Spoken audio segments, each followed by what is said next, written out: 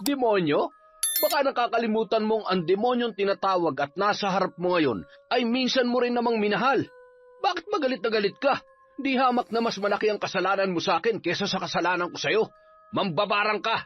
Pinatay mo si nanay! Pinatay mo siya! Pagpipiestahan ng mga uod na ito ang mga laman loob mo. Dadami ng dadami ang mga ito. Hihigupin na natitirang lakas sa katawan mo. At ang mga bangaw, walang sawang dadalaw at dadapo sa mga lubak-lubak mong mga sugat. Bilang tulong sa iyong paghilom, gusto kong tahiin ang malalaki mong sugat gamit ang mga alambreng ito. Ang bawat tusok ay katumbas ng sakit ng mga naghihingalong tao. Mababaliw ka sa sakit, tatakbuhan ka ng katinoan, at alam mo ba, mas nababagay kang isama sa mga nabubulok na basura. Sige, damay-damay na to. Lahat ng mga bahay dito ay magiging abo. Masunog sana kayo, pati na rin ang bahay na tumulong sa demonyitang yon. Taon 2013, Cavite.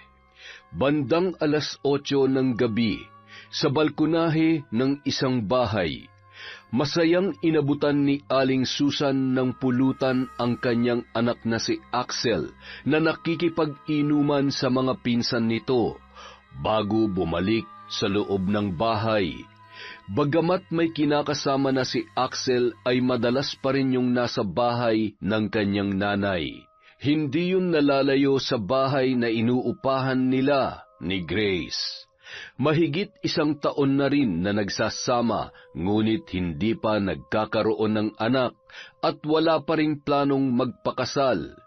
Isa sa mga tumututol ay si Aling Susan. Ibang babae kasi ang gusto niya para sa kanyang pinakamamahal na anak na si Axel.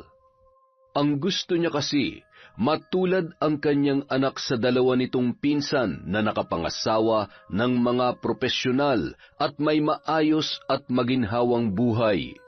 Habang nagiinuman ang mga yon ay nakikinig siya sa usapan ng magpipinsan. Nagkukunwari lamang na abala sa pinapanood na palabas sa telebisyon. Yan, sige, tagay pa. Minsan lang tayo magkaroon ng oras na ganito. Masyado na kayong abala sa mga anak nyo eh. Ganun talaga kapag may asawa na. Wala naman akong choice kundi alagaan ang mga anak namin. Lahat nag-aaral na tapos yung mga gawaing bahay pa. Mararanasan mo rin yan kapag nagkaanak na kayo ni Grace. Oo nga naman. Mahigit 1 taon na rin kayo nagsasama. Ano, kailan niyo plano mag-anak? Abay, bilis-bilisan mo at ikaw na lang tong walang anak sa atin. Bigyan mo naman ng apo si Tia. Hoy, kayong 3 dyan. Ano't parang pinag-uusapan niyo ko? Hayaan niyo lang yung pinsan ninyo. Baka sakaling makapag-isip-isip pa at makahanap pa ng mas maganda at mayaman. Ay, sinanay talaga. Huwag kayong mag-alala, malapit na rin umalis si Grace. Mag-a-abroad yun. Ang totoo, papaalis na siya papuntang Canada. Aba, ayos yan ah. Ilang taon lang pwede ka nang sumunod doon. Sarap buhay. Kaya lang, mahirap din yan. Wala pa kayong anak. Tsaka hindi pa kayo kasal. Paano kung bigla na lang may makilala yan doon? Nako, maganda pa naman. Ay nako, ganyan na ganyan yun nangyari sa kaibigan ko. Yun nga at engaged na bago lumipad papuntang ibang bansa. Ayun, nakahanap pa ng kapwa Pilipino doon. Nakalimutan na may naghihintay sa kanya dito sa Pilipinas. Ay, subukan lang niya. Ipapakulam ko siya. Para sigurado bago umalis, magpakasal muna kayo kahit sa West muna. Para makasiguro na malayo man, pag-aari mo pa rin. Lalo na pag mga ganyang babae, di naman magdadalawang isip na palitan ka basta-basta. Wala ka naman trabaho tapos... Teka, iniinsulto mo na yata ako, pinsan eh. Bakit ka ba nagagalit? Nagsasabi lang naman ako ng totoo. Eh wala ka naman talagang... Gago ka. Umalis ka na kung ayaw mo, basagin ko yung pagmumukha mo. Uy, pambira naman kayo. Axel, nag-uusap lang tayo. Bakit naman masyado mainit ang ulo mo? Eh putya isa ka pa. Umuwi ka na nga rin. At kapag hindi ako nakapagpigil, baka basagin ko tong bote ng alak sa pagmumukha ninyo. Uy, tama na yan. Pambihira. Kanina lamang ay nagtatawanan kayo. Ngayon ay gusto nyo na magpatayan. Ay sige na, umuwi na nga lamang kayo. Ay, tiya pagsabihan nyo nga yung anak ninyo. Kaya hanggang ngayon wala pa rin trabaho dahil magaling lang sa pagbabasag ulo. Tse, aba, lintik ka. Napakayabang mo naman. Samantalang pinapakain ka lang din naman ang asawa mo. Yan ang alam nyo. Kahit nasa bahay ako, may negosyo akong inaasikaso. Hindi tulad ng anak mo na hanggang ngayon, kapag walang makain, nanghihingi pa rin sa inyo. Iiwanan ka talaga ni Grace dahil baog ka na nga, batugang ka pa. Abat tarantadon to Huwag na huwag kayo magpapakita sa akin, papatayin ko kayo. Kumalma ka na. Hayaan mo't pasasanbay. Mauungusan mo rin ang mayayabang na yon. Totoo bang narinig ko kanina? Mag-a-abroad ba talaga si Grace? Oo, pero kung dahil sa pag-a-abroad niya magkakasira lang kami. Mabuti pang ano? Hoy, bumalik ka dito. Huwag mo nang pigilan si Grace. Lintik na batang ito. Sa dami ng mamanahin sa akin ay ang pagiging mainitin pa ng ulo. Makapagligpit na nga lang muna. Aba, ay may natira pang alak dito. Sayang naman ito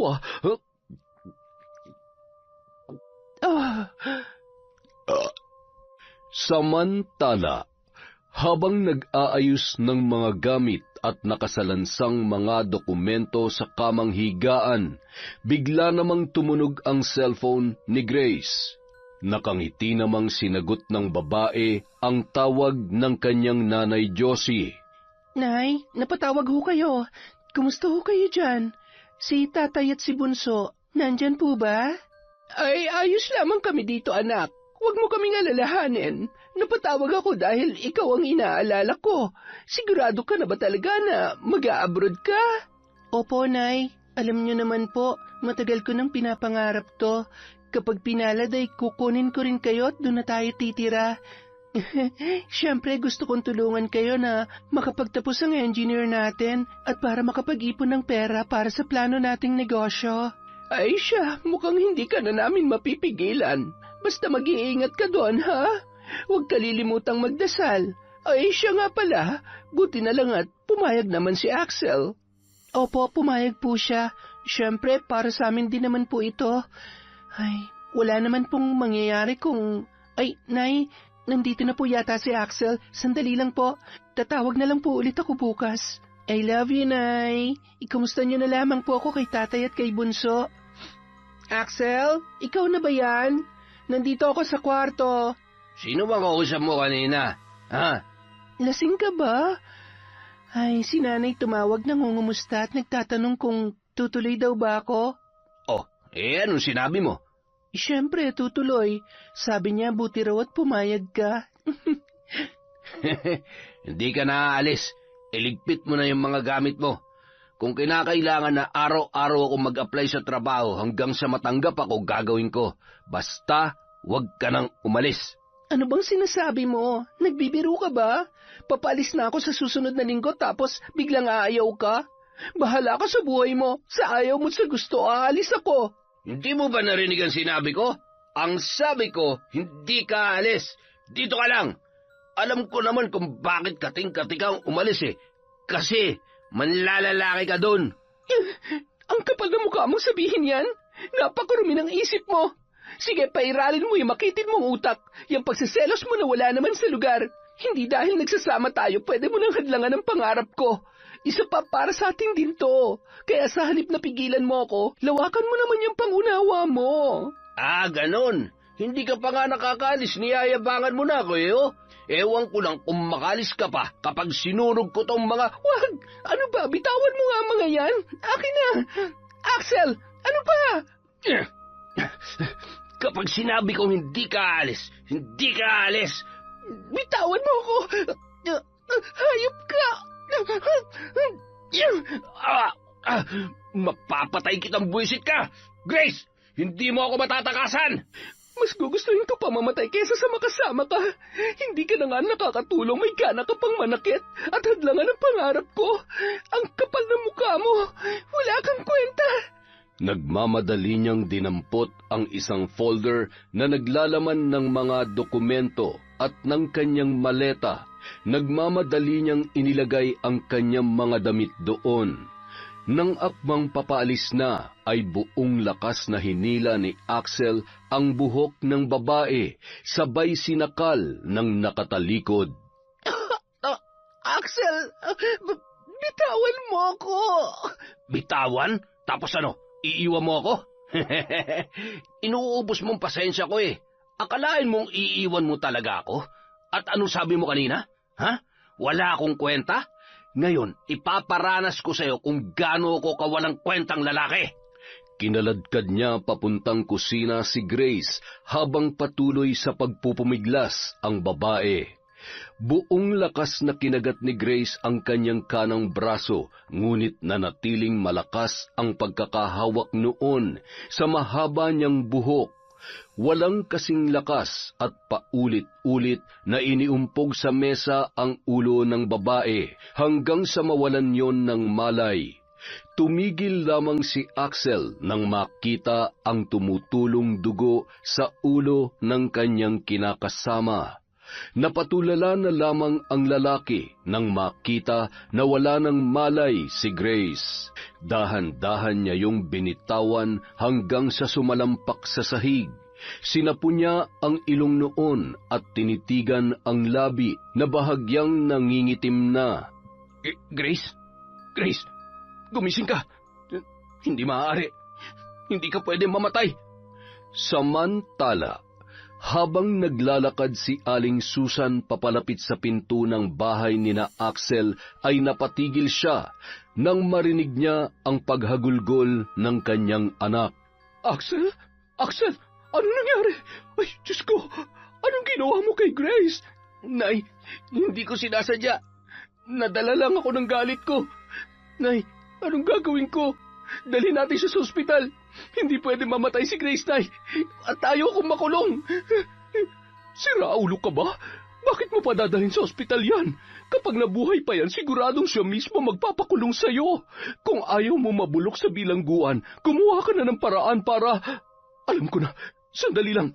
Kumalma ka lang at itigil mo nga yung kakaiyak mo. Baka may makarinig pa sa'yo.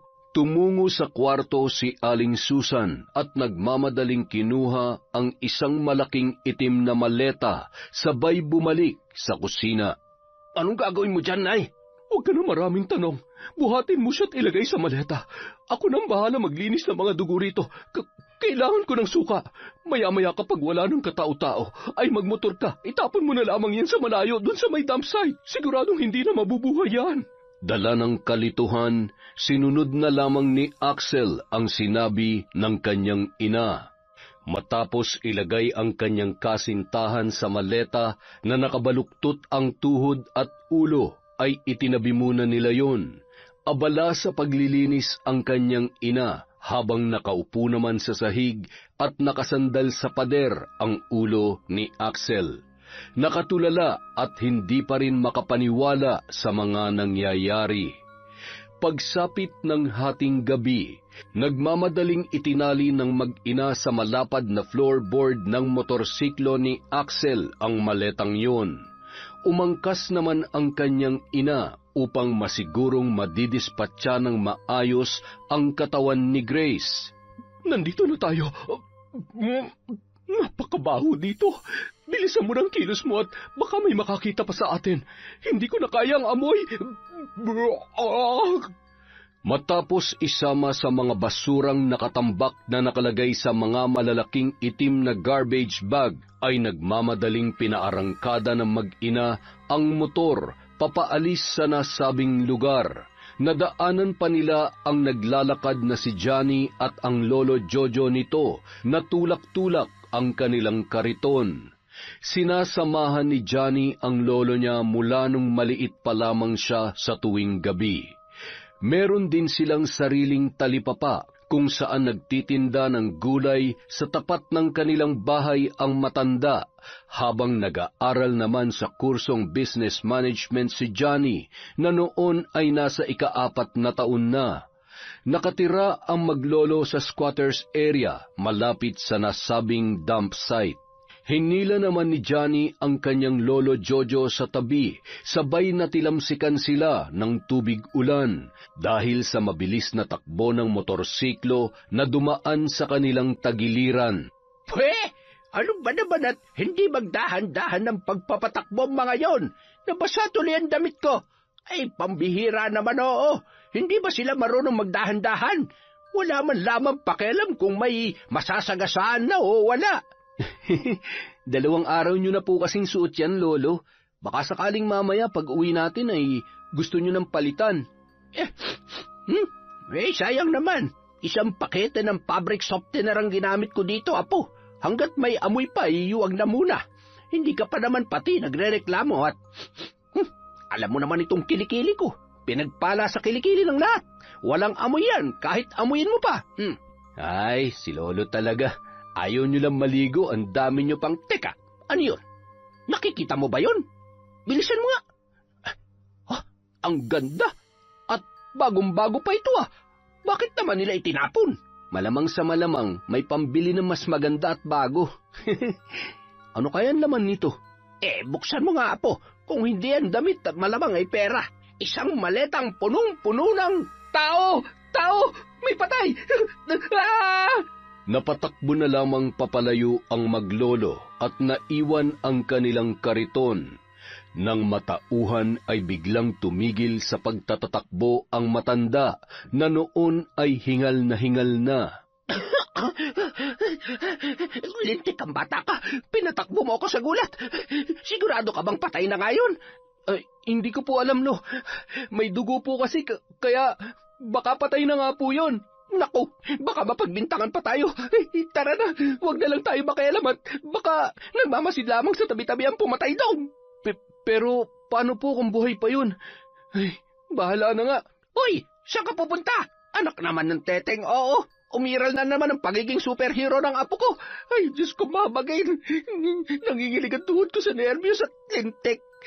Parang naihipa yata ako sa salawala. Agad namang sinundan ng matanda ang kanyang apo pabalik. Habang nakahawak sa balakang ni Johnny ang kanyang lolo, nakita niya kung paano inilabas yon sa maleta at sinapo ang ilong ng babae. Lo, buhay pa siya. Anong gagawin natin dyan? Siguradong delikado ang buhay niya dito. Kapag hindi natin siya tinulungan, baka lalo lamang siya mapahamak. Tinapik ni Johnny ang muka ng babae. Bahagya yung napamulat at umubo. Tulungan niyo ako. Napakahayop naman na may gawa nito. Paano natin siya iuwi? Huwag mo sabihin na ibabalik pa natin siya sa loob ng maleta. Lolo naman, bubuhatin ko na lang po at ilalagay natin dito sa kariton. Teka lang, miss, ha? Kailangan din natin dalhin to maleta at baka makatulong to pagdating ng tamang panahon. Itong makakapagpatunay na isinilid siya dito ng kriminal. Matapos isakay sa kariton, ay pinagtulungan nilang itulak yon pauwi. Nang makarating sila, ay sakto namang nakasalubong ni Johnny ang kaibigan niyang nurse. Johnny boy, kumusta? Oh, babae? Ano nangyari dyan? Tulungan mo kami. Ano kasi, nakita namin siya sa dump site. Nasa loob ng maleta. May sugat siya pero buhay pa naman. Nakakaawa eh. Sige, doon na lang sa inyo. Bilisan natin para tumigil ng pagdurugo.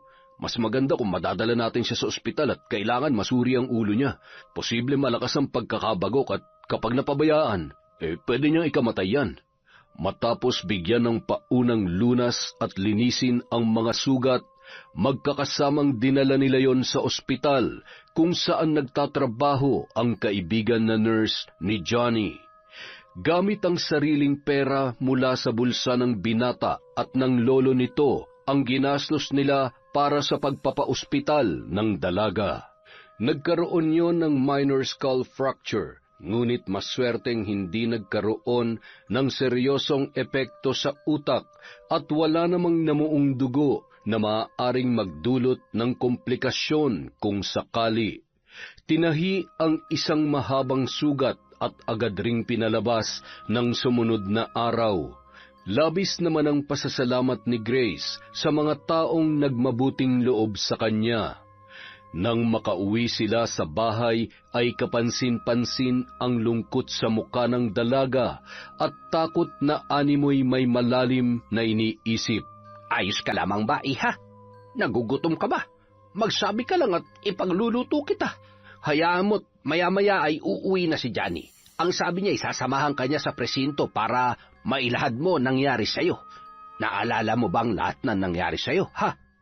Opo, pero huwag na po tayo magsumbong sa pulis dahil baka mahanap niya po ako at gusto ko pong umuwi sa pamilya ko. Baka po patayin ako ni Axel. Lo, ano nangyari? Bakit ho siya umiyak? Meron bang masakit sa'yo? Gusto mo dalhin ka ulit namin sa ospital? Gamot, kailangan mo bang uminom ng gamot? Ari, hay nako, masyado ka namang OA. Nagkukwentuhan lamang kami. Hay. Ganun ba? Akala ko tuloy kung napano ka na. Pwede mo ba akong tulungan na makauwi sa pamilya ko? Sige, pero nasaan ba sila ngayon? Nasa Siquijor po sila. Ay nako, malayo pala. Paano yan, Apo? Gagawan ko ho ng paraan. Pagkatapos ng graduation ay saka tayo uwi sa probinsya. Ihahatid lang kita pagkatapos ay babalik din ako kaagad dahil kailangan ko na mag-apply ng trabaho para makapagretiro na sa pangangalakal ang makulit kong lolo. Abat, hoy, yan ang hindi pwede. Mas malakas pang kinikita ko sa pangangalakal kesa sa pagtitinda. Hanggat kaya ko pang mamulot at magtulak ng kariton, itutuloy kong pagiging basurero ko. Wala namang masabi si Grace sa kabaitan ng maglolong kumupkup sa kanya. Ngunit sa bawat gabing dumadaan ay paulit-ulit pa ring sumasagi sa kanyang isip ang ginawa sa kanya ng kanyang kinakasama. Hindi niya mapigilang pumatak ang luha habang pinagmamasdan ang tahi sa kanyang ulo. Hintayin niyo lamang ang paghihiganti ko. Pareho lang kayo mag-ina. Mga demonyo kayo. Dudurugin ko rin ang buong pagkatao niyo katulad ng pagdurog niyo sa pangarap ko para sa pamilya ko at sa sarili ko. Hayop ka, Axel! Hayop ka! Napapailing at buntong hininga na lamang ang maglolo kapag naririnig ang mga di mapigilang paghikbi ni Grace. Alam mo, Apo, pwede naman nating iganti si Grace dun sa lokong kinakasama niya. Base sa kwento niya, siguradong yun yung magkasamang nakamotor nung gabing yun. Magkasama pa talaga sila mag-ina nung tinapon nila si Grace, kaya ganun na lamang ang pagmamadali nila. Lolo, si Grace nga na kinakasama niya kaya niyang patayin eh. Tayo pa kaya na hindi naman niya kaano-ano? Sus, huwag mong iniismol itong lolo mo. Utak tarantado rin to. Laban sa mga taong tumatarantado ng iba. Lalo na sa katulad ni Grace. Tsaka, kailangan nating makuhang ilang gamit niya. Kawawa naman dahil pagkahubad ng damit ay laban na kaagad. Tig-dalawa lamang kami ng pinagpapalitang damit. At tsaka, para din yung ibibili mo ng damit, ipamasahin nyo na lamang pauwi sa Siquijor. Ay, basta hindi tayo papalpak dyan, Lo. Bah, ayaw ko naman masayang tong kapugian ko. Tsaka, practicein nyo yung tuhod nyo at siguradong mapapalaban tayo sa pagtakbo. Oo nga, no. Hindi bale.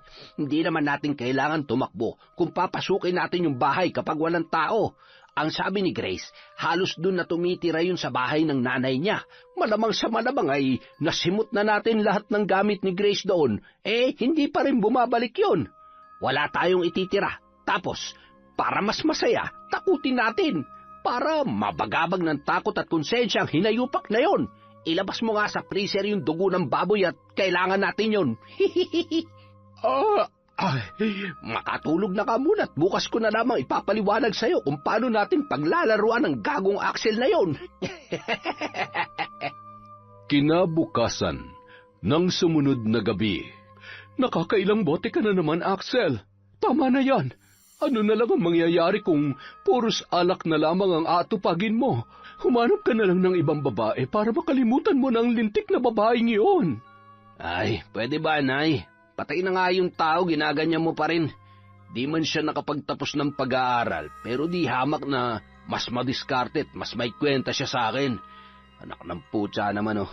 Hindi nga ako pala rin magkaroon ng permanenteng trabaho samantalang siya.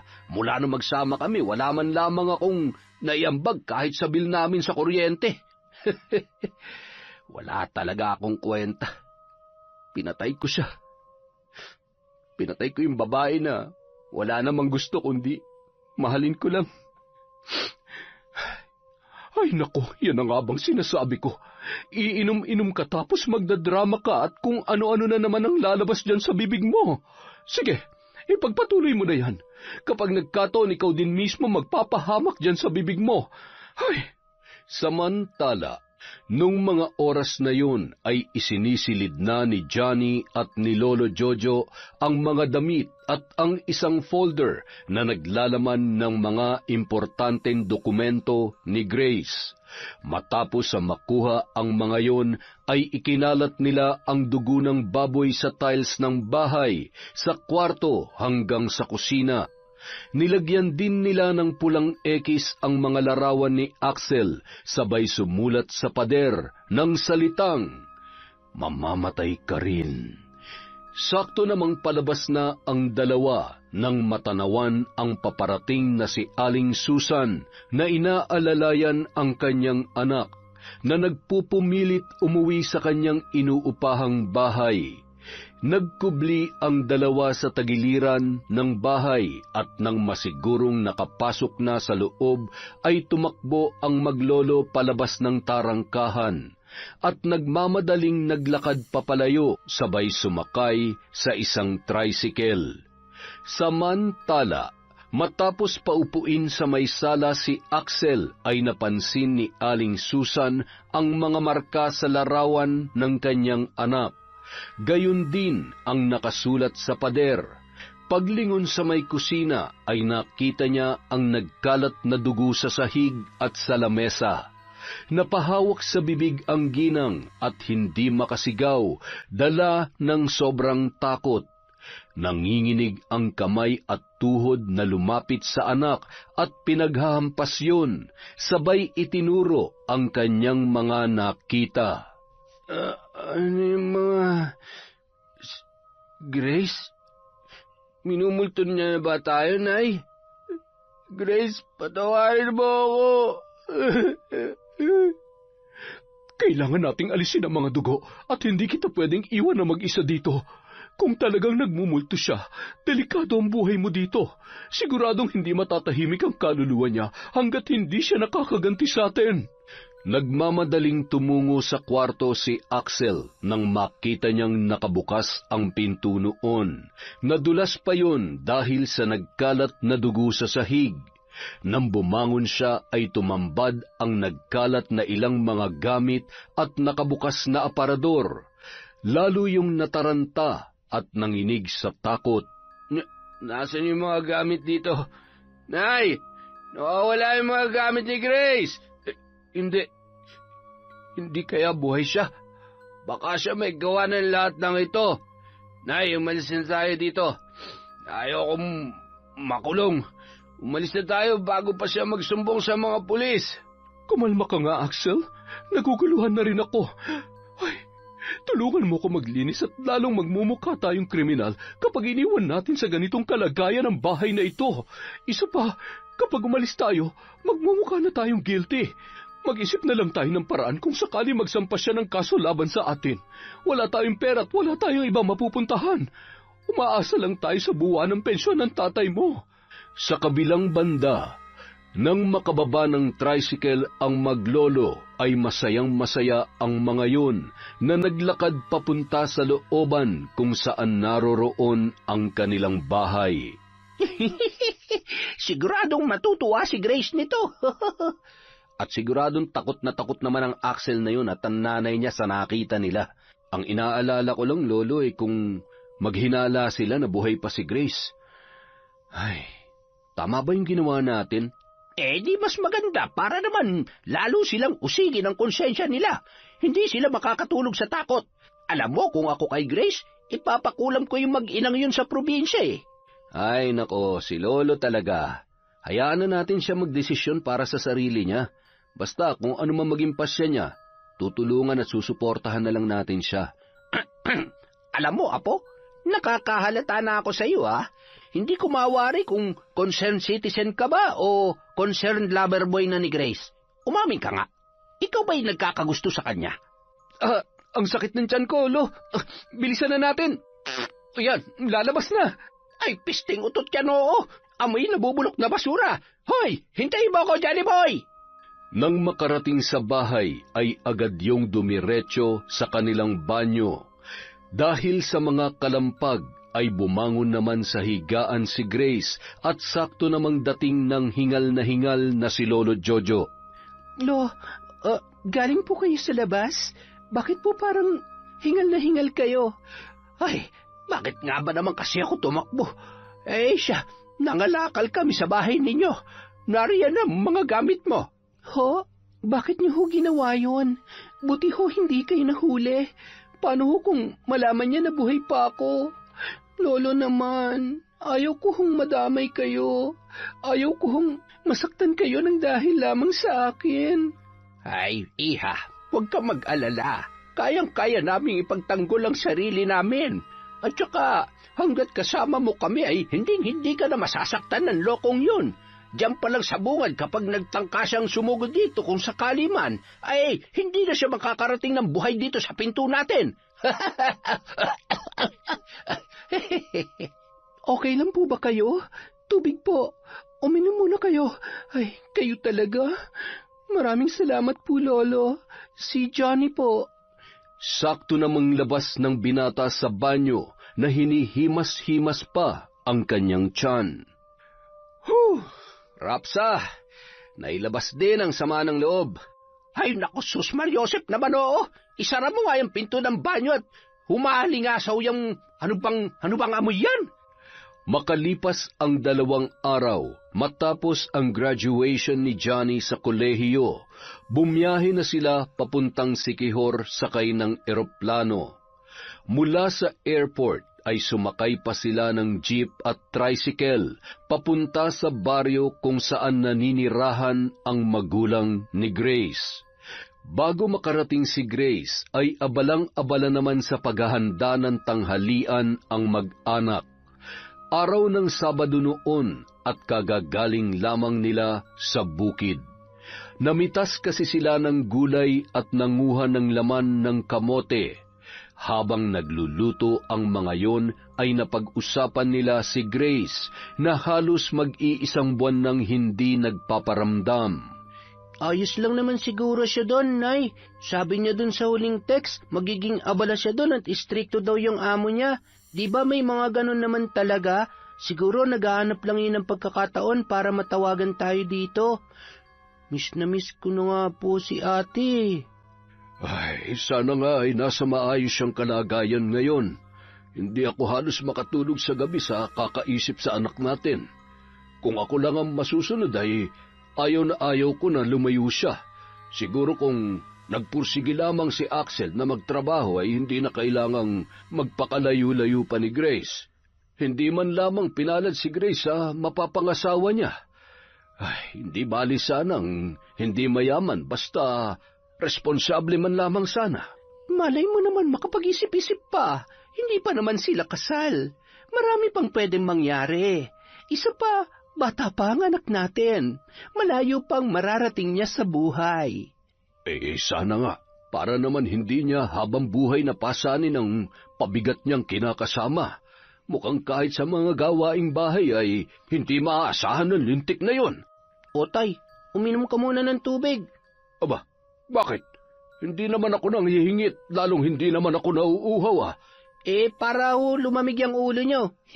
Baka mamaya kasi tumaas na naman ang presyon nyo Ay, sandali lang ho. May tao yata sa labas May tricycle ho sa tapat. Nagkatinginan ang mag-asawa nang marinig ang sigaw ni Sam sa labas ng kanilang bahay. Sabay nagmamadaling iniwan ang kani-kanilang ginagawa at lumabas ang mga yon. Ate, akala namin nakaalis ka na. Bakit may ganyan ka sa ulo? At saka, sino ka? Bunso, mamaya na ako magkukwento ha. Si Johnny nga pala, kaibigan ko. Agad na tumakbo si Grace papalapit sa kanyang nanay at tatay at mahigpit na yumakap sa dalawa. Anong nangyari, anak? Bakit nandito ka? At saka unti-unting tinanggal ni Grace ang talukbong sa kanyang ulo at doon ay napahagulgol ang mag-asawa sa mahabang peklat ng kanilang anak sa ulo na bahagya pa lamang tinutubuan ng buhok. Sino may gawa sa'yo niyan? Si Axel ba? Tay, Nay, muntik niya na po akong mapatay. Kung hindi po dahil kay Johnny at sa lolo niya, siguradong namatay na po ako ng gabing yon. Napakahayop po niya. Sila ng nanay niya. Hindi ko mapapalampas ang ginawa nilang ito. Kailangan nila magbayad sa pananakit nila sa'yo. Buti at ligtas ka, anak. Nang isalaysay ni na Grace at Johnny ang nangyari, ay lalo lamang nanikip ang dibdib ng mag-asawa sa pinagdaanan ng kanilang anak sa kinakasama nitong si Axel, gayon din sa ina nitong si Susan. Pagsapit ng gabi, habang mahimbing nang natutulog ang kanilang bisitang si Johnny at ang mag-amang sina Fernando at Sam, dahan-dahan na bumangon si Aling Josie at Grace. Tumungo sila sa kabilang bahay. Ang lumang bahay na yun ay pagmamay-ari ng kanyang yumaong lolo at lola na magulang ni Aling Josie. Nay, kinakabahan po ako. Huwag kang matakot, anak. Hindi naman dahil may alam ka sa paggamit ng itim na kapangyarihan ay masama ka na. Kung minsan kailangan natin ito para protektahan ang ating sarili at may panlaban tayo sa mga abusadong tao. Kung sakaling dumating ang araw na mag-cruise ulit ang landas nyo ni Axel at ng demonyita niyang ina, gusto ko na sa pagkakataong yon ay kayang-kaya mo na silang labanan. Ay, tama ho kayo, Nay. Wala naman hong masama kung susubukan ko, pero gusto ko po na pagbayaran nila to sa tamang paraan at gagawin ko yan gamit ang itinuro niyo sa aking kaalaman.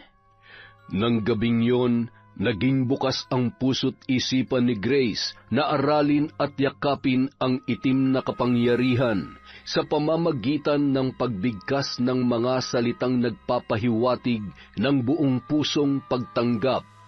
Hindi naman nagtataka ang kanyang ina kung paano naging madali ang pagsali ng kaalaman at pag-anib ni Grace sa itim na kapangyarihan dahil sa masakit na pinagdaanan nito. Galit at sakit na namamayani sa puso ng kanyang anak ang magiging susi upang maisakatuparan ang bawat kahilingan at saluubin laban sa itinuturing nitong kalaban at sa kung sino mang gusto niyang biktimahin.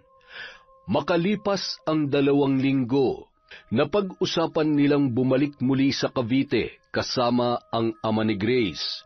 Doon ay nakahanda na ang kanilang planong paghihiganti sa mag-ina. Ipinaalam naman ni Grace ang kanyang bagong kaalaman sa kanyang kaibigan na si Johnny. Walang panghuhusga at takot na naramdaman ng binata para kay Grace sa kabila ng kanyang nalaman. Mag-iingat kayo sa biyahe. Sa susunod na bumisita ka rito, Johnny, ay isama mo ang lolo mo. Maraming salamat uli, ha? At saka, huwag mo nang pakakawalan ng anak ko, huwag mong pababayaan yung kaibigan mo. Nako, si nanay, papalis na lang kami't lahat-lahat ay hindi niyo pa rin tinitigilan si Johnny. Kuya Johnny, bumalik ka dito ha. Mamimiss kita. Si Kuya Johnny mo lang? Kami ni tatay hindi? Lumapit ka nga dito at yakapin mo muna si ate. Huwag magpapasaway kay nanay ha.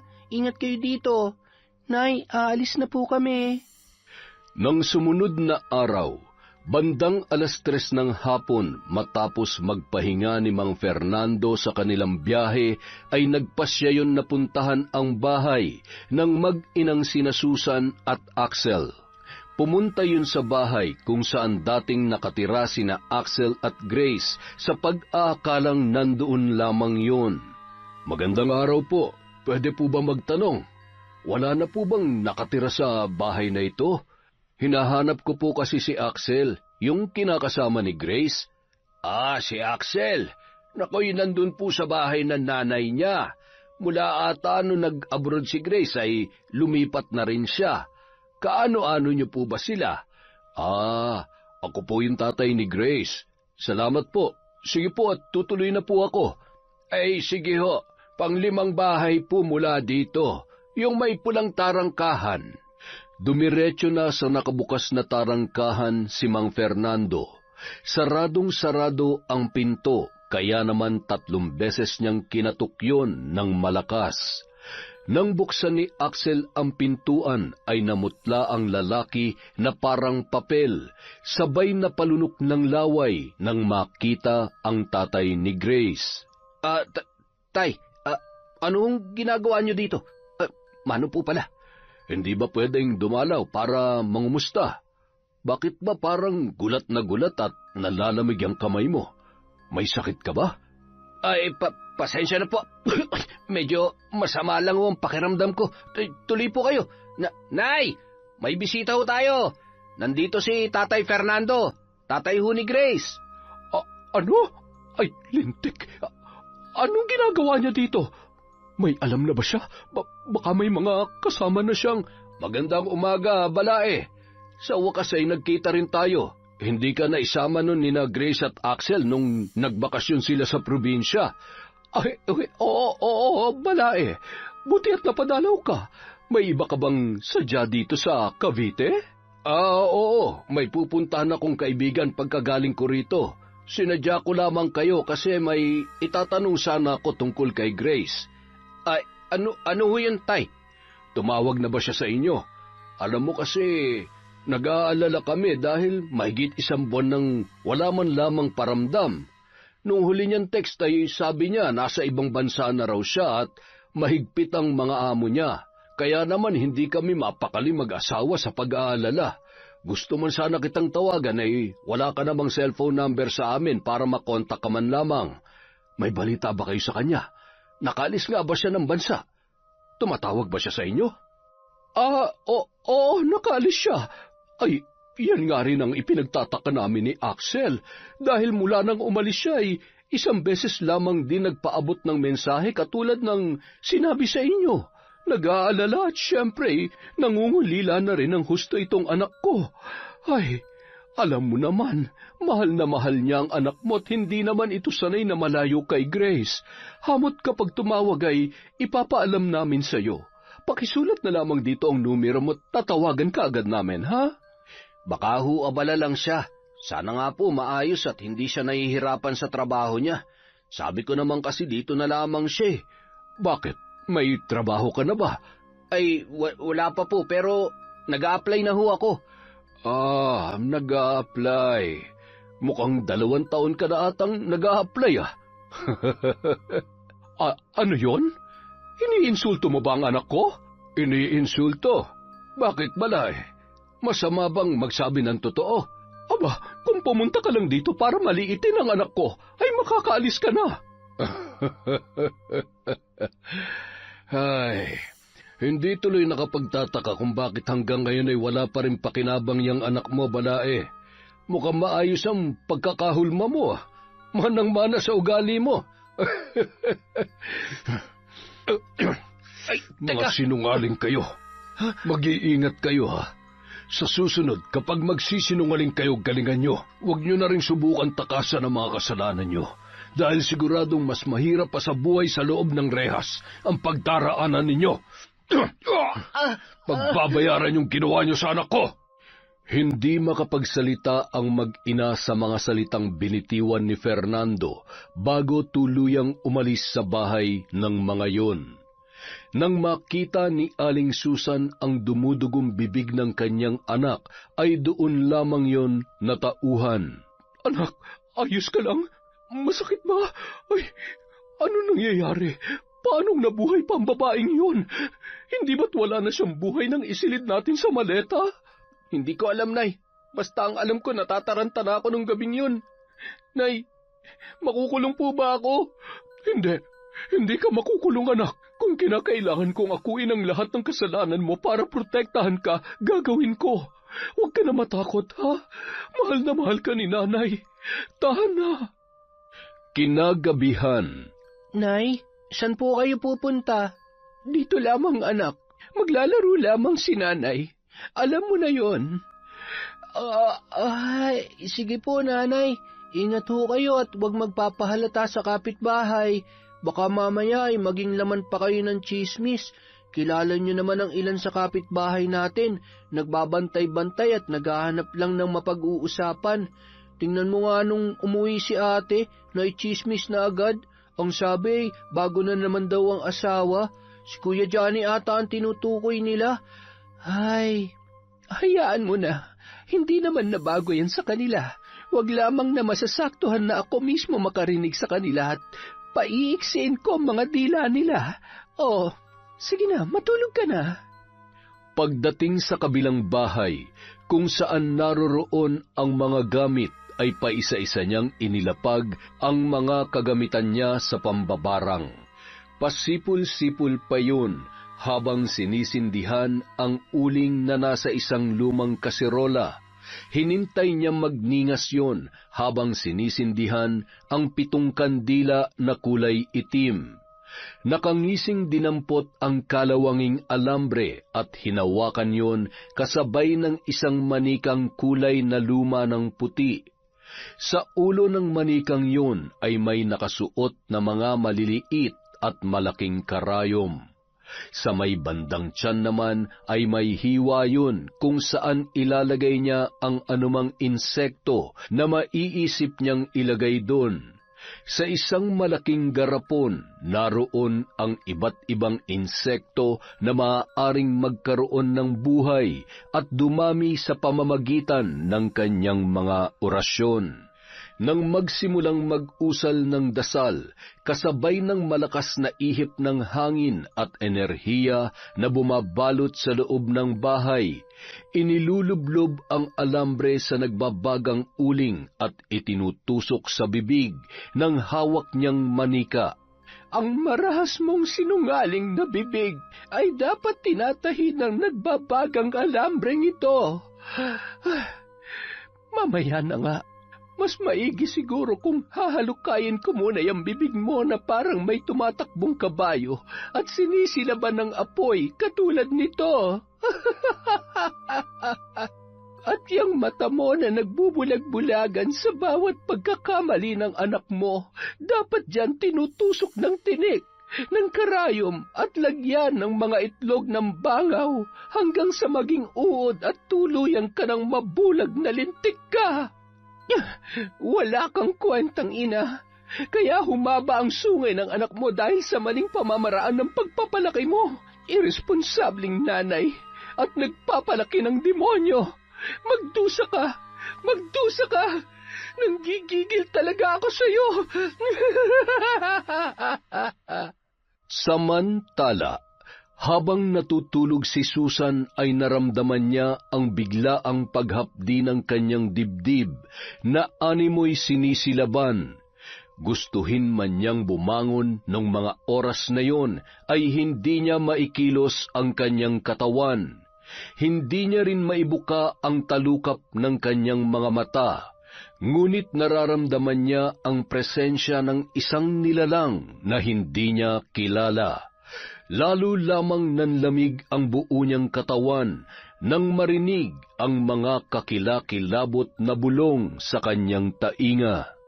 Napapaungol yon na animoy binabangungot. Maya-maya naramdaman niya na tila hinihiwa ang kanyang tiyan at ang paggapang ng mga insektong hindi niya man makita kung ano, ay ramdam niya ang mga matatalas na paa. Maya-maya, unti-unti niya nang naramdaman ang pagtusok ng alambre sa kanyang mga mata na animoy tinatahi yon. Buong lakas niyang tinatabig ang kamay ng kung sino mang nilalang na nasa tabi niya nung mga oras na yon. Maawa ka! Wag! Huwag mong gawin sa akin to! Wala akong kasalanan sa'yo! Walang kasalanan? Masyado kang mapagmalinis para sabihin wala kang kasalanan. Hindi mo alam ang mga pagkakamali mo? E di sige, ipaparamdam ko na lang sa'yo. Baka sakaling maisip mo kung bakit. Ano bang problema nitong bibig mo, ha? Hindi ba't kaya nitong bumigkas ng sandamakmak na kasinungalingan para lamang maprotektahan ang anak mo? Kaya para hindi ka na makapagsinungaling pa, kailangan na nating tahiin yung bibig mo na parang ganito. Huwag kang malikot. Sinabi nang huwag kang malikot.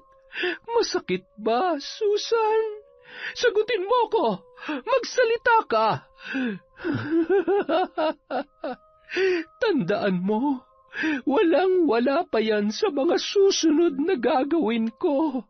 Kaya kung ako sa'yo, gawin mo na kung ano ang dapat kung gusto mo pang mabuhay at makasama ang anak mong demonyo.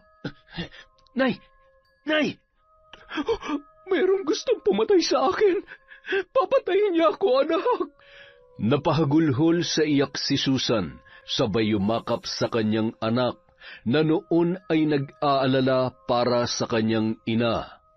Lalo na nang biglang magsilitawan ang napakaraming butlig sa muka at palibot ng bibig nito.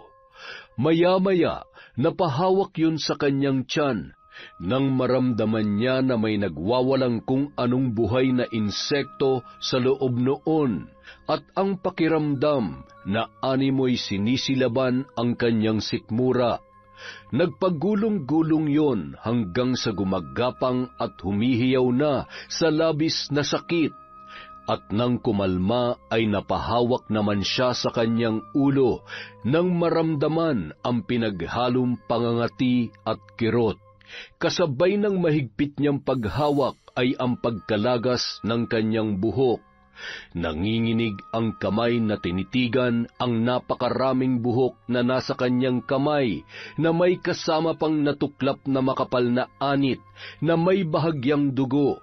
Sa pagkataranta ni Alex ay nagsisigaw yon sa labas at humingi ng saklolo. Isang matandang lalaki ang nakita niya doon na nagdadampot ng mga lata at plastik sa basurahan sa labas ng mga kabahayan ang lumapit sa kanya. Ang iba naman ay sumilip lamang at bumalik na sa kanilang higaan.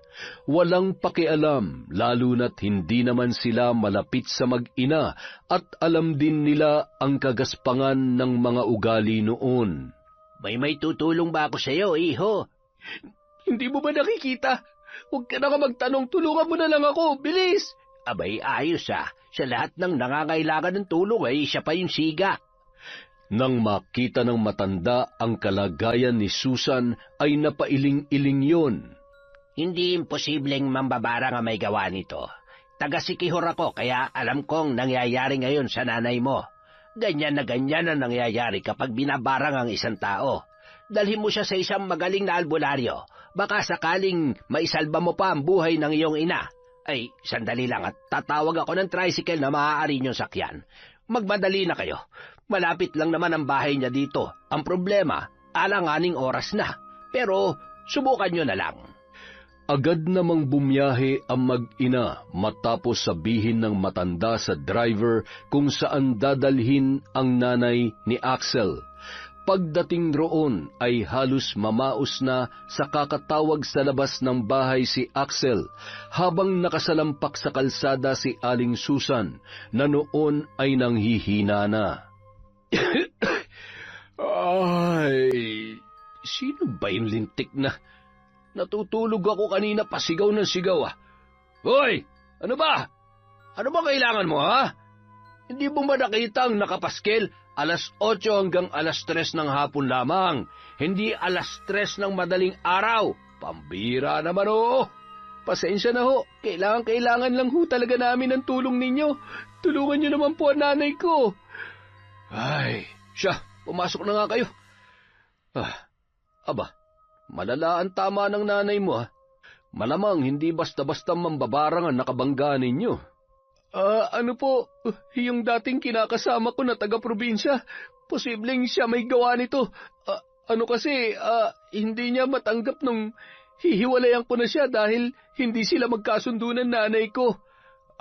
Ganun ba? Malamang ang sakit at pagkabigo ang maaaring nagtulak sa kanya na barangin ng nanay mo. Huwag kayo mag-alala, susubukan kong kontrahin ang kapangyarihan niya para manumbalik sa normal ang iyong ina. Ngunit ang totoong kailangan ay magsisimula sa pagsisisi, paghingi ng tawad at pagtama ng pagkakamali na nagawa niyo sa kanya. Kapag naghilom ang sakit, mawawala na rin ang galit na siya nagpapalakas ng kanyang mga sumpa na nakakabit sa nanay mo. Matapos isuot ang kwintas, nagpakulo ang albularyo ng tig-7 dahon ng oregano, atis, anonas at lubigan. Nilagyan din yon ng ilang butil ng asin na makakatulong upang makontra ang sumpa ng mambabarang. Sinasabayan nyo ng orasyon at isang mahabang ritual upang bahagyang mapahina ang pambabarang. Sa kabilang banda, habang isinasagawa yun ay bigla na lamang napatulala ang albularyo habang pinakikinggan ang bulong ng mambabarang na kanyang kinakalaban. Kapag tuluyan mong pinalaya ang babae na yan sa sumpa, siguradong hindi niya maiisip na itama ang mga pagkakamali niya. Kung ayaw mong ako ang makalaban mo, hayaan mo kung baguhin ang pananaw ng mag-inang yan. Maaari mong bigyan ng lunas ang babae, pero huwag mong pakikialaman ang sumpa na nakakabit sa kanya. Naiintindihan mo ba? Ayos lang po ba kayo? Oo. Ayos lamang ako. Palalamigin ko lamang ito para maibsan ang sakit ng nanay mo. Mamayang 6:00 ay kailangan ko siyang paliguan gamit ang mga ito. Pagkatapos ay kailangan niyang uminom ng kahit 1 baso man lamang at mag-alay ng panalangin. Pagkatapos maisagawa ang proseso sa panggagamot, agad naman nang nagpaalam ang mag-ina, sabay iniabot ang kanilang bayad na mariin namang tinanggihan ng albularyo sa di malamang dahilan. Maaring hindi sila nagsasabi ng totoo. Isa pa, masyadong malakas ang mambabarang na yun. Ayaw ko namang madamay sa galit niya. Ay, siguradong babalik sila dito hanggat hindi sila tinatantanan at kung hindi nila aayusin ang kanilang atraso sa mambabarang na yun. Nang makarating sa kanilang bahay, ramdam na ni Aling Susan ang panunumbalik ng lakas ng kanyang katawan. Kung talagang buhay ang Grace na yon, at siya nga may gawa nito sa akin, siguradong hindi niya tayo titigilan. Nay, sa tingin ko, kailangan ko nang sumuko sa mga pulis. Diba sabi ng albularyo, kailangan nating itama kung anumang pagkakamali ang ginawa natin sa kanya. Kung kinakailangan na humingi ako ng tawad, makulong at kung pwede, ako na lang ang barangin niya. Ako naman talaga may kasalanan eh. Ako nagtangkang pumatay sa kanya. Nasisiraan ka na ba ng bait? Hindi mo pwedeng gawin yan. Humingi ng tawad? Pwede pa, pero ang makulong ka, hindi. Hindi ako makakapayag, anak. Ano na lamang ang mangyayari sa'yo kapag nakulong ka? Gusto mo bang mabugbog at tawaging kriminal? Pero yun naman ang totoo na eh. Paano kung hindi lang yan ang gawin niya sa'yo? Paano kung pati ako? Makinig ka sa akin, anak. Marami ka pang pwedeng gawin sa buhay mo. Ako, matanda na ako at kahit makulong ako o di kaya'y mamatay, ayos na ako. Basta, nasa maayos ka lamang na kalagayan. Noong araw ding yon, sa kabila ng kanyang kondisyon, ay isinuko ni Susan ang kanyang sarili sa mga kapulisan. Inako niya ang kasalanan ng kanyang anak upang masigurong mapapawalang sala yun. Sakto namang may naisampa ng reklamo si Grace laban sa dating kinakasama nitong si Axel at sa nanay nito na si Aling Susan. Lingid sa kaalaman ng kanyang anak na si Axel, pinusasan nila si Aling Susan. Hinintay ng mga kapulisan si Grace at ang tatay nito bago yon tuluyang maikulong. Anong kalokohan ito? Nasaan ang anak mo? Dapat kasama mo siya mabulok sa kulungan. Grace, nakikiusap ako. Huwag mo nang idamay sa galit mo ang anak ko. Bigyan mo pa siya ng pagkakataon na mamuhay ng malaya. Kasalanan ko ang lahat. Nakakuyom ang kamay ni Grace habang isinasalaysay ni Aling Susan ang mga ginawa niya ng gabing yun para maging inosente si Axel. Hindi na magbabago ang anak mo dahil ikaw mismong dahilan. Kung ano man siya ngayon, yan ba talaga ang gusto mo? Saluhin ang lahat? Sige, pagbibigyan kita. Tingnan na lang natin kung mapoprotektahan mo pang anak mo kapag nakakulong ka na sa rehas. Tutal nagpapakabuti kang ina. Sige, mamang pulis, sige na po. Ikulong niyo na ang kriminal na yan. Sandali lang, Grace. Alam kong may kinalaman ka sa nangyayari sa akin. Binabarang mo ko, hindi ba? Nakikiusap ako. Wag na wag mong gagawin to kay Axel. Wala ka sa lugar para utusan ako sa kung anong dapat kong gawin sa'yo. Pero sa totoo lang, wala naman akong ginagawa sa'yo maliban sa reklamong inihain ko. Kaya wag mo akong pagbibintangan para malaman mo dahil sa ginagawa mo. Siguro nga panahon na para isakamay ko na lamang ang pagpaparusa sa anak mong gago. Tama na yan. Sige na, ikulong nyo na yan. Nang makauwi sa bahay nila Johnny, nababakas sa mukha ni Mang Fernando ang pagkabalisa. Siguradong hindi alam ni Axel ang ginawa ng nanay niya. At kapag nalaman niya na nakakulong ang ina niya ay hindi rin siya mapapalagay. Siguradong hahanapin kanya anak at baka kung ano na naman ang... Ngayon pa ba ako matatakot sa kanya, Tay? Subukan niya lang nasaktan ako ulit. Sisiguruhin ko na ni dulo ng mga daliri niya ay hinding-hindi dadampi sa akin.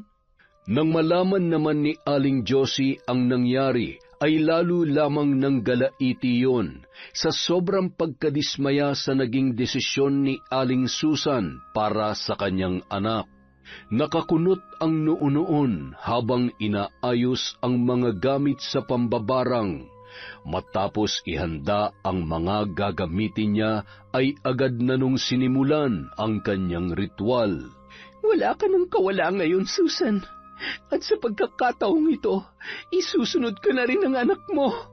Ayaw mo masira ang buhay ng anak mo pero hindi nyo man lang inisip ang pangarap na ninakaw nyo kay Grace. Lintik lang ang walang ganti. Magsama kayo hanggang sa kasulok-sulukan ng impyerno. Samantala, habang humihikbi si Susan at hindi maalis ang pag-aalala para sa kanyang anak, bigla na lang yung napahawak sa kanyang tiyan. Pakiwari niya, may mga ngumangat-ngat sa kanyang laman loob. Namilipit yon at nagsisigaw. Nagtawanan naman ang mga naroroon dahil sa pag-aakalang nag-iinarte at nagbabaliw-baliwan lamang yon. Pinagsisipapa yon ng ilan sa mga dating preso na noon ay naingayan at naistorbo ang mahimbing na pagkakatulog. Nagulat na lamang sila nang bigla yung sumuka ng dugo at may lumabas na iba't ibang insekto sa tainga at ilong noon. Nandiri pa sila sa gutay-gutay noong nguso na animoy tinahi at ginupit ng pinong-pino. Nagkagulo ang mga yon, kaya naman agad na inusisa ng mga pulis kung ano ang nangyayari. Bago pa man mailabas si Aling Susan, ay wala na yung buhay. Nang gabi ring yun, isang malungkot na balita ang natanggap ni Axel na noon ay nakikipag-ugnayan sa pulis tungkol sa kasong kinakaharap ng kanyang ina. Hindi totoo yan. Hindi pwedeng mamatay si nanay. Mga sinungaling kayo. Hindi makapaniwala ang binata sa bilis ng mga pangyayari, at nang makita niya ang kalagayan ng kanyang ina ay lalo lamang siyang nanlumo. Sa halip na pagsisihan ang kanyang mga ginawa, ay lalo lamang nadagdagan ang galit at kagustuhan niyang makita at mapatay sa pangalawang pagkakataon ang dati niyang kinakasama. Ipinapangako ko, Nay, ipag-ihiganti ko kayo. Papatayin ko rin siya. Kahit halugugin ko pa ang buong mundo, gagawin ko para mahanap at patayin siya sa pangalawang pagkakataon. Wala kang awa, Grace. Wala kang awa. Makalipas ang 2 linggo, matapos mailibing ang ina ni Axel, pabalik-balik din siya sa albularyo dahil sa unti-unti niyang pangangayayat. Hindi man lamang kasi yun dalawin ng antok at hindi rin makakain ng maayos. Kapansin-pansin din ang paglaki ng kanyang tiyan Katulad na nangyari sa kanyang ina, ay nabarang din ang binata. Ano ka bang klaseng albularyo, ha? Nagsasayang lang yata ako ng pamasahe at oras sa'yo eh. Hindi mo naman ako napapagaling. Wala kang kwenta. At talaga may gana ka pa magalit sa akin? Ang kapal naman ng mukha mo. Alam mo kung hindi dahil sa akin, baka patay ka na sa sobrang tindi ng sumpa na nakakabit sa'yo. Ay, total, wala naman pala akong kwenta, di lumayas ka na. At huwag ka nang babalik dito. Walang kasing bilis na tumakbo papalabas ng bahay ng albularyo si Axel nang makita niya ang pagdampot ng albularyo sa matalim na itak na nasa lamesa. Nang makitang tumatakbo ay kinuyog pa yon ng mga tambay sa labas ng bahay sa pag-aakalang may kung anong ninakaw ang binata. Buti nga sa iyong hambog ka. Tinutulungan na nga't lahat, ako pa yung walang kwenta. Maswerte namang nakatakas pa yun at nakauwi ng buhay sa kanilang bahay. Maraming natamong pasa sa muka at pananakit ng buong katawan. Lalo lamang siyang nanghina, ngunit pilit niyang nilalakasan ang kanyang loob. Hindi ako maaaring mamatay ng walang laban. Hindi kita titigilan, Grace. Kapag napatay na kita, wala na akong pakialam kung ano pa mangyari sa akin. Nang sumunod na araw, bandang 6:00 ng gabi, habang nakatambay at nagmamasid sa may palengke, natanawan ni Axel si Grace na sumakay sa isang tricycle. Sinundan niya yon at patawa-tawa pa nang mapansin kung saan yun pupunta. Gaga, napaka-ilusyonada pero nagtsatsagang tumira sa... amoy basura. Pagkababa ng tricycle, tumayo si Grace sa may labasan na tila ba may kung sinong hinihintay. Sinamantala ni Axel ang pagkakataong yun na sagasaan ang mga pinamalengke ng dalaga. Brissette, ikaw? Napakasama talaga ng ugali mo. Hanggang ngayon pala hindi ka pa rin nagbabago. Demonyo ka pa rin. Demonyo? Baka nakakalimutan mo ang demonyong tinatawag at nasa harap mo ay minsan rin namang minahal mo. Bakit magalit na galit ka? Di hamak na mas malaki ang kasalanan mo sa akin kesa sa kasalanan ko sa'yo. Mambabarang ka. Pinatay mo si nanay. Pinatay mo siya. Bitawan mo ako. Huwag mo akong sumbatan, Axel. Dahil sa totoo lang, walang kapatawaran ang ginawa mo sa akin. Hindi lang pangarap kong sinira mo, pati buhay ko. Nung gabing yon, kung hindi dahil sa mga taong tumulong sa akin, ako sana ang patay ngayon. Siguro nga hindi pa panahon para mapanagot ko kayo mag-ina. Minahal kita. Minahal kita, alam mo yon. Kahit wala kang kwenta ni minsan hindi ako nagreklamo, pero yung magawa mong saktan at patayin ako at itapon na parang basura. Hindi ko makakalimutan yon. Hindi. Ah, ganun ha? Pues mamatay na tayong dalawa. Bitawan mo ako, ano ba? Aray ko! Grace, hoy! Bitawan mo siya! At sino naman ang anak-araw na to, ha? May bago ka ng jowa? Ayos ha! Halika nga rito. Pahihiramin kita ng mukha sa aso. Gago ka? Pakailamero? Kuyom ang mga kamay. Paulit-ulit na nag-usal ng mga kahindik-hindik na salita si Grace. Bigla na lamang nanigas ang mga kamao ni Axel na noon ay hahatawin pa sana si Johnny. Anong ginagawa mo sa akin? Tama na! Aray! Umalis ka na! Umalis ka na! Kapag hindi ka pa umalis, tutuluyan na kita! Wag! Maawa ka! Hindi na ako magpapakita sa'yo! Hindi na! Nawawala sa sarili na kumaripas yun ng takbo nang makita ang nanlilisik na mga mata ng dalaga. Agad namang tinulungang tumayo ni Grace si Johnny. Ayos ka lang ba? Oo, wala to. Malayo to sa bituka. Ay, sakit ng pangako. Kiss mo nga. Sira, bakit kasi sumugod ka na lang basta-basta? Ayan tuloy, nabangasan yung pogi mong mukha. Anong sabi mo? Pogi ako? Talaga? Uy, hay nako, na lang. Bitbitin mo na nga yan at Ayun, nagkandadurog-durog na tuloy. Gago talaga yung Axel na yun. Kahit kailan, ay nako, humanda siya sa akin mamaya. Nang makarating sila sa bahay ay agad namang nagkwento ang dalawa sa nangyari. Abay, hindi ka man lamang nanlaban. Pambihira ka naman, oo. Nabangasan tuloy ang pagkagwapo-gwapo mong muka. Alam niyo naman ho na hindi ako sanay sa... Huwag kang mag-alala, igaganti na lang kita sa kanya. Salamat, Johnny, ha? Salamat kasi lagi kang nandyan para iligtas ako. Ay, wala talagang gagawing tama ang lalaking yon. Siguradong manggagalaiti na naman sa galit ang nanay mo kapag nalaman niya ito. Ay, siya nga pala. Handaan na ba ang mga gamit mo? Doon ka na muna pumirmi sa atin. Mag-aral ka na lang, anak, para naman dito ka na lang sa Pilipinas magtrabaho. Ay, oo na po. Susubukan ko ulit mag-aaral at nawalan na rin ako ng ganang umalis ng bansa. Ang sabihin mo, mamimiss mo ako kapag umalis ka. Sus, baka ikaw.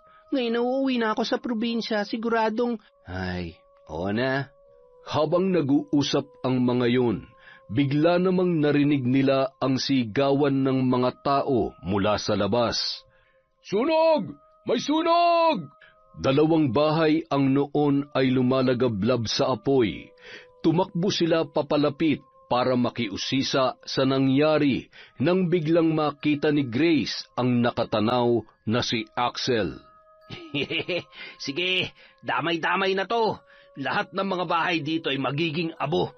Masunog na kayo, pati na rin ang bahay na tumulong sa demonyitang yon. Patakbong lumapit si Grace kay Axel at noon ay hawak pa ang 1 galon at lighter. Axel, hayop ka talaga. Wala kang kasing sama. Pati ba naman mga tao dito ay nadamay mo? Oh, bakit ako sinisisi mo? Nanonood lang naman ako dito ah. Wala kaya akong ginagawang masama. Ah, ganon ha? Wala pala ha? Sinungaling ka talaga at wala kang puso. Sinasagad mo talagang galit ko. Habang itinuturo ni Grace sa kinatatayuan ang lalaki, ay bigla na lamang nagpasuray-suray yon na parabang tinatangay ng kung anong puwersa. Maya-maya, binuksan noon ang hawak na galon na mayroong laman na gasolina. Ibinuhos niya yun sa kanyang katawan at walang kasing bilis na sinindihan ang kanyang sarili. Tulong! Tulungan niyo ako! Napalingon ang mga tao nang marinig ang nagpapagulong-gulong na si Axel sa kalsada habang pasimple namang naglakad papalayo si Grace, na patay mali siya sa kanyang ginawa. Sa natitirang oras mo dito sa ibabaw ng lupa, sisiguruhin ko na bawat minuto ay nanamnamin mo ang sakit na kasing saklap ng mga kasalanan mo. Wala na akong ititirang awa at ni katiting na pagmamahal sa iyo, Axel. Tapos na akong umasa na may pag-asa magbago ang tulad mo. Malala ng kasamaan mo. Pwede ka nang makipagtagisan ng kasamaan sa kaluluwang nasusunog sa impyerno. Sa tulong ng mga taong sumaklolo, maswerte pa rin nabuhay yun.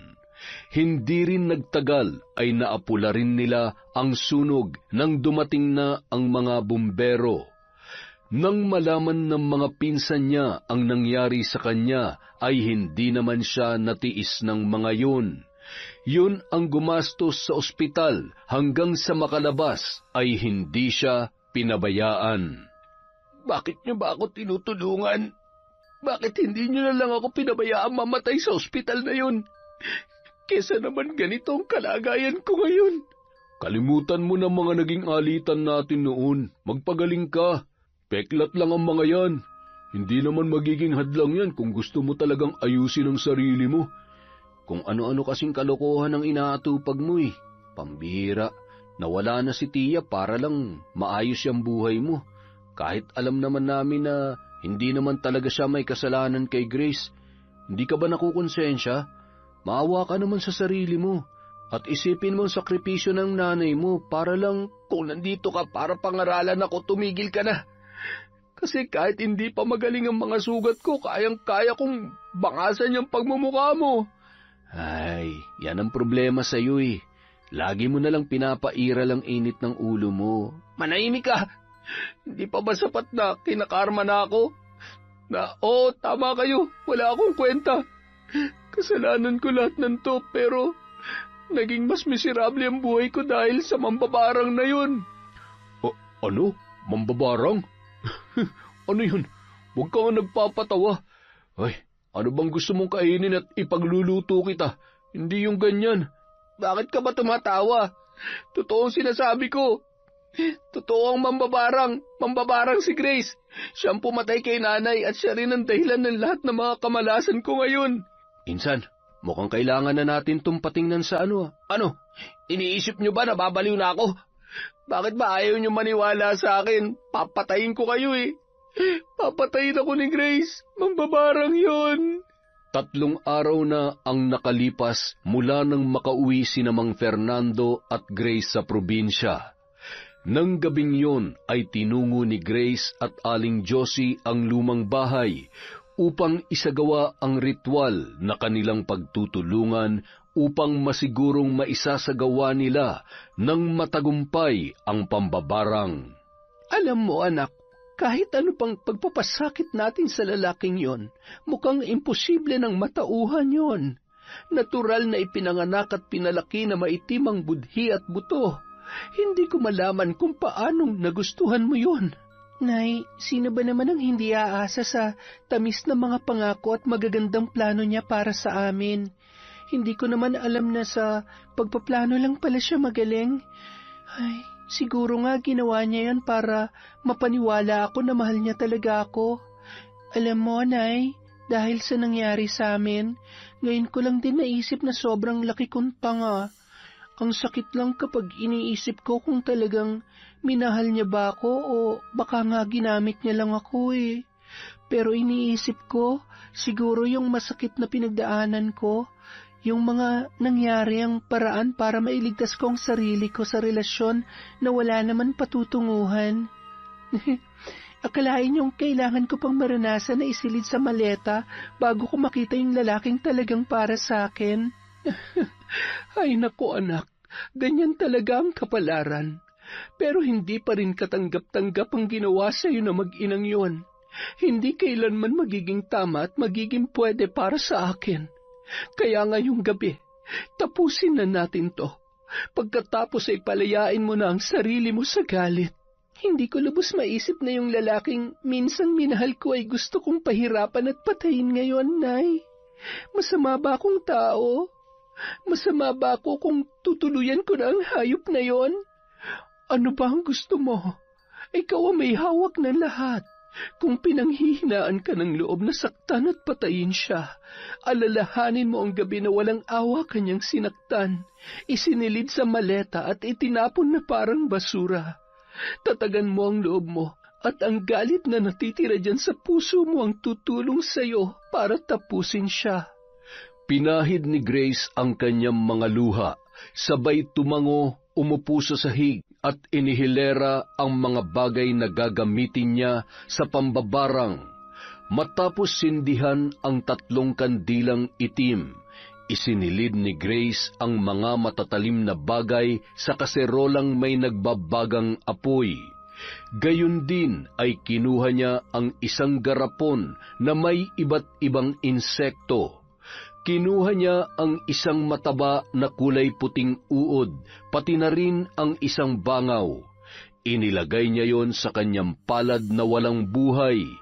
Patuloy sila sa pagbigkas ng mga kakaibang salita hanggang sa hipan ni Grace ang kanyang kamay at gumalaw ang mga insekto. Pagpipiestahan ng uod na ito ang laman loob mo. Dadami ito ng dadami. Hihigupin ang natitirang lakas sa katawan mo. At ang mga bangaw ang walang sawang dadalaw at dadapo sa mga lubak-lubak mong mga sugat. Bilang tulong sa iyong paghilom, gusto kong tahiin ang malalaki mong sugat sa buo mong katawan gamit ang alambreng ito. Ang bawat tusok ay katumbas ng sakit ng mga naghihingalong tao. Mababaliw ka sa sakit. Tatakbuhan ka ng katinuan at alam mo ba, mas nababagay kang isama sa mga nabubulok na basura. Samantala, Wag! Tigilan mo na ako! Tama na!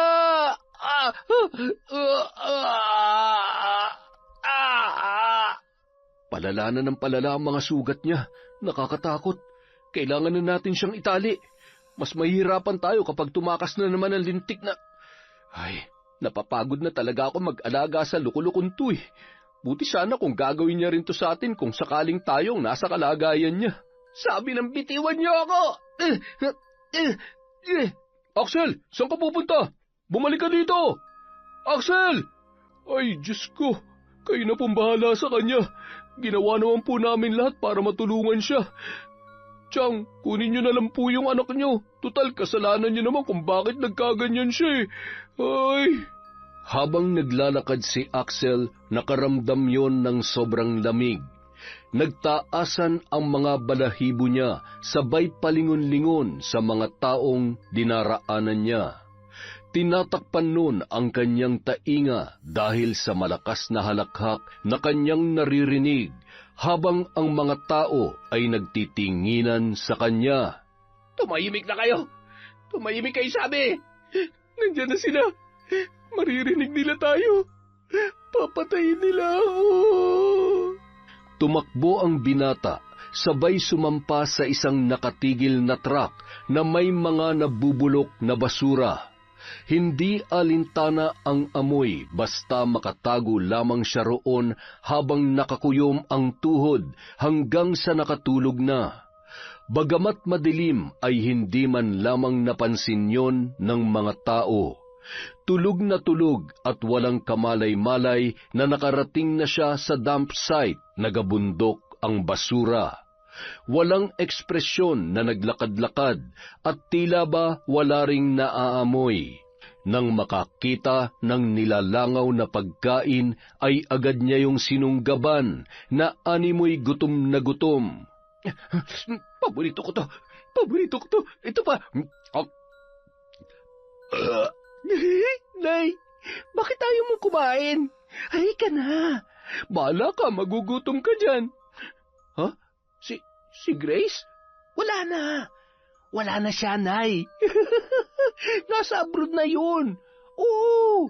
Sabi niya, padadala niya ako ng pera. Maraming. Oo, bibigyan kita. Sandali lang, Nay, ha. Uubusin ko lang to, ha. Ang sarap, eh. Habang kumakain, bigla yung namilipit dahil sa sakit ng tiyan. Gumulong-gulong hanggang sa nagsilabasan sa mga butas ng kanyang katawan ang mga uod. Maya-maya, tunog ng napakaraming bangaw naman ang kanyang naririnig. Mas malalaki yon kesa sa pangkaraniwan. Halos mapuno ang kanyang katawan sa pagdapo ng mga bangaw. Ramdam niya ang pagbaon ng mga galamay sa kanyang nagnanaknak na mga sugat. Napuno ang ilang mga sugat ng napakarami at naglalakihang itlog ng bangaw. Yan ang nararapat sa iyo, Axel. Paalam na. Amanos na tayo. Wala nang silbi ang mga kamay, paa at ang bawat parte ng katawan mo.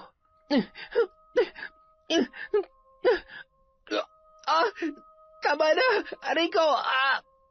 Pagod na ako. Patawarin mo na ako. Ayoko na.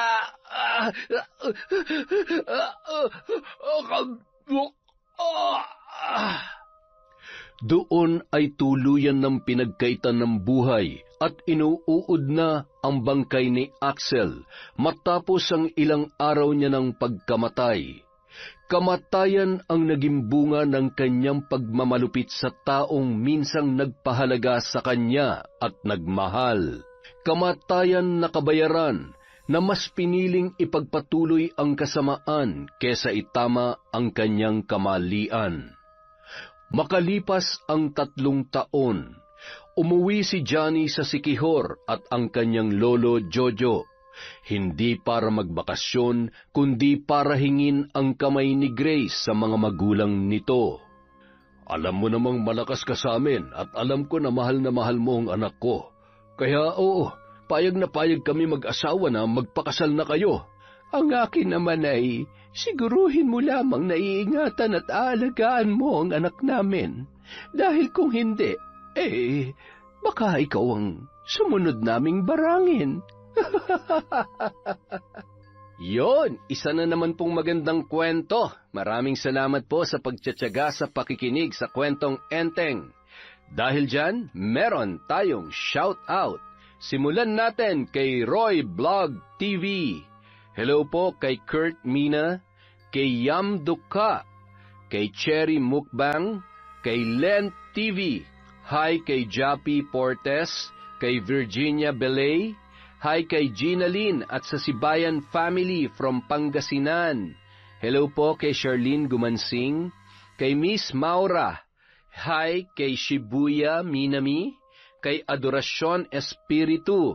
Shout out kay Mel Santa Maria, kay Ruma Gamad. Hello po kay Christopher Almario, kay Heli Gumban from Dasma, Cavite. Hi kay Mukbanger 21 Mix. Hello kay Rowena Felipe. Hello po kay M. Rose Strong of Win, Kuwait. Hi kay Vicky Abut, kay Chona Bainosa, kay RV Chong at sa Maribel family from Bataan. Hello din po kay Lydia Lopez. Hi kay Lady Dam. Hello kay Rosita Orenis from Qatar. Kay Rosette Ersando. Hi sa iyo, Rosette. Kay Jasmine Castillo. Kay Emelita from Taguig. Hello din po kay Al San Jose. Shout out kay Maribel Santiago, kay Krill Balayas, kay Ruben Cipres, kay Chander de Guzman from South Korea, kay Ednalyn Tupas at kay Christine Angel Ann. Hello po kay Ella Heda. Shout out din po kay Elvira Malakas and family, kay Lagawang Shaw TV. Hello kay Cola Lona. Hi kay Rai at sa Galedo family from Cabuyao, Laguna. Hello po kay Merly Akunin, kay Monica at Ryzen Nieves. Hello kay Erica Ember, kay Ahmed Panigel at kay Bernadette Arcalas. Para po sa mga hindi natin na shoutout ngayon, marami pa po tayong videos na i-upload. Ililista po natin ang mga pangalan nyo at maraming salamat mula sa Kwentong Enteng.